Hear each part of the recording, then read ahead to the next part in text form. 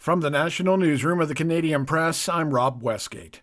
Donald Trump's tariff war with the world hit a bit of a snag heading into the weekend, but it was one that the determined American president quickly found a way around. Trump's latest move comes a day after the U.S. Supreme Court slammed the brakes on his use of the International Emergency Economic Powers Act. Trump has now moved on to using Section 122 of the 1974 Trade Act, which allows for a maximum of a 15% tariff, which can only be extended beyond 150 days with approval from Congress.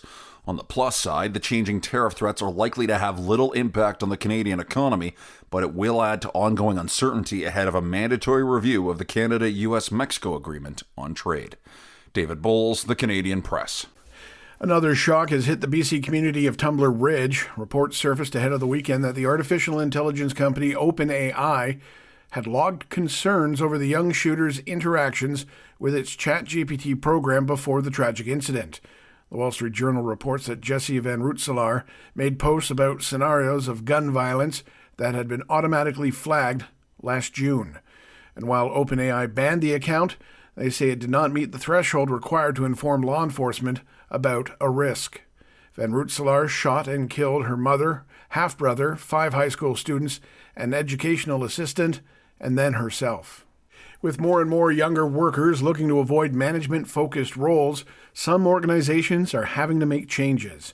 Tara Perry, Director of Permanent Placement Services at Robert Half Canada, says companies could start to recognize leadership qualities earlier in people's careers. I think sometimes people don't want to put their hand up to go into leadership because they feel like we often don't train people to be managers or people leaders until they're already in the seat. But if we start training people before they're even in that role and give them the skills before they're even in that role, I think more people would be willing to put their hands up. Perry says work-life balance is the one main reason many Gen Z workers would prefer non-management roles.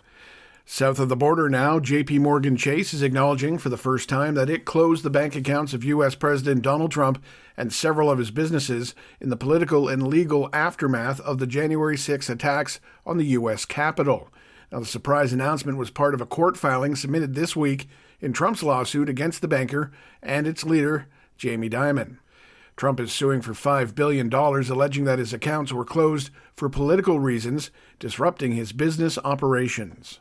And finally, another winter storm will not be stopping hockey fever in eastern Newfoundland this morning. The Newfoundland Embassy in St. John says it's going to be opening bright and early for fans to watch the Canadian men's hockey team take on the United States for Olympic gold. Coast to coast, Canadians are expected to rise and shine early to take in the big contest. This is the Canadian Press. In sports, Team Canada will be looking to claim the country's 6th gold medal of the Milan Cortina Olympics when the men's hockey team faces off against their U.S. rivals this morning.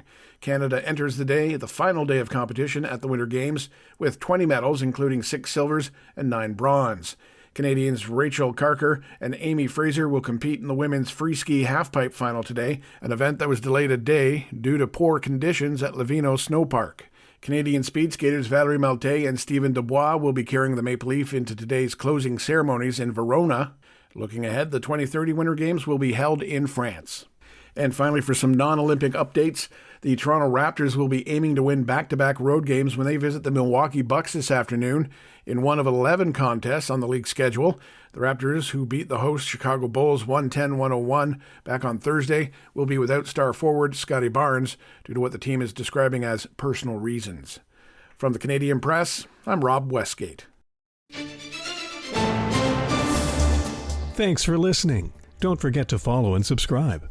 For more of today's top stories, visit thecanadianpressnews.ca.